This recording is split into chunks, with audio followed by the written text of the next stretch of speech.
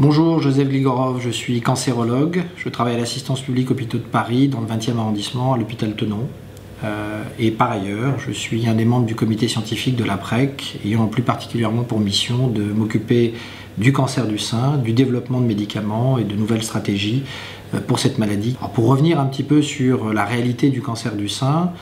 retenez quelques chiffres. C'est le cancer le plus fréquent chez la femme dans le monde. C'est plus d'1,5 million de cas chaque année partout dans le monde. C'est en termes de mortalité la première cause de mortalité dans les pays émergents par cancer chez la femme, la seconde dans les pays développés. Et puis, en revanche, en ce qui concerne les espoirs thérapeutiques, c'est une maladie qui, en l'espace de 50 ans, est passée du stade de potentiellement une maladie excessivement redoutable, où on pensait qu'il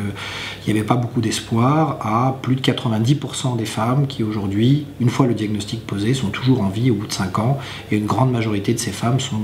probablement définitivement guéries de leur cancer. Alors, les progrès qu'il y a eu ces 50 dernières années, nous avons essayé de les accompagner, pas uniquement moi, avant moi le professeur Victor Israël, le professeur Jean-Pierre Lotz, en développement des passerelles très importantes entre, d'une part, notre lieu de travail quotidien, qui est l'hôpital,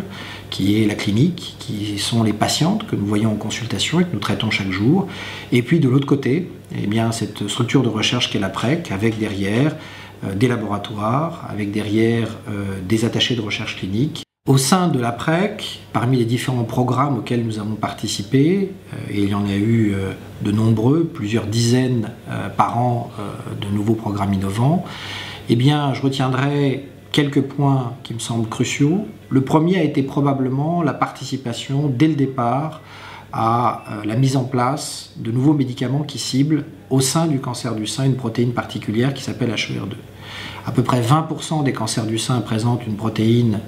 en excès à leur surface, qui s'appelle HER2. Cette protéine confère malheureusement un caractère beaucoup plus agressif à cette maladie, et il se trouve que certaines équipes initialement aux États-Unis avaient identifié cette protéine et avaient permis de synthétiser des anticorps pour pouvoir agir dessus et potentiellement bloquer la croissance de ces cellules. Eh bien, nous avons pu, au moment où ce médicament a commencé à se développer, participer aux premiers essais qui permettaient, en situation préventive chez des dames qui avaient eu un cancer et pour lesquelles il fallait diminuer le risque que la maladie revienne, utiliser ce médicament dans le cadre de grands essais internationaux, notamment avec le groupe BCIRG. Et grâce à l'APREC, une grande partie de nos patientes ont eu ces traitements. Et aujourd'hui, une très grande majorité d'entre elles sont guéries alors que le médicament n'a pu être accessible pour les autres patientes qu'une dizaine d'années après. D'autres éléments, toujours dans le domaine de la recherche sur cette protéine, ont fait qu'on a développé de nouveaux anticorps. Il y a aujourd'hui d'autres anticorps. Il y a aujourd'hui des anticorps où on couple avec éventuellement de la chimiothérapie, ce qui permet d'amener directement, comme un cheval de Troie, la chimiothérapie à l'intérieur de la cellule cancéreuse sans toucher les autres cellules. Et vous voyez que ces éléments qui sont excessivement importants pour le développement de nouvelles stratégies apportent un plus, et ce plus, nous l'amenons chaque jour auprès des patientes grâce à l'APREC. Un deuxième point a été d'essayer d'améliorer la prise en charge des cancers du sein dits hormonodépendants. La grande majorité des cancers du sein qui sont avec la présence de récepteurs hormonaux au sein de la cellule cancéreuse, 70 à 80% des cancers ont ce type de caractéristiques. Longtemps, nous utilisons encore le tamoxifène, qui est un médicament très utile, mais on s'est rendu compte qu'il n'était pas suffisant chez certaines patientes, et nous avons pu ainsi participer au développement de nouveaux médicaments qui bloquent la fabrication d'hormones, ou qui va permettre d'amener de nouveaux traitements anti-hormonaux et d'améliorer encore les résultats. Et l'APREC a permis, là aussi,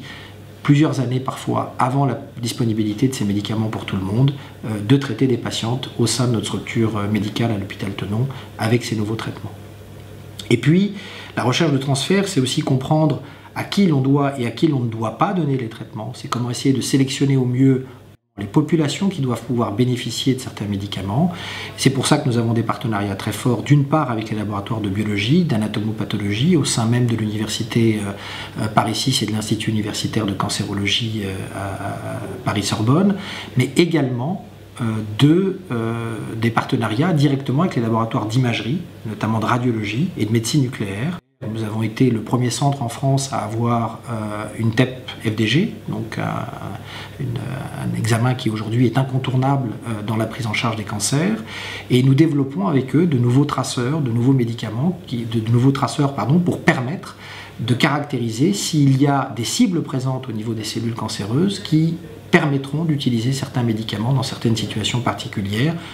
peut-être sans être obligé de biopsier les patientes lorsque la maladie revient et ainsi épargner un certain nombre de désagréments. C'est l'ensemble de ces éléments qui ne sont qu'une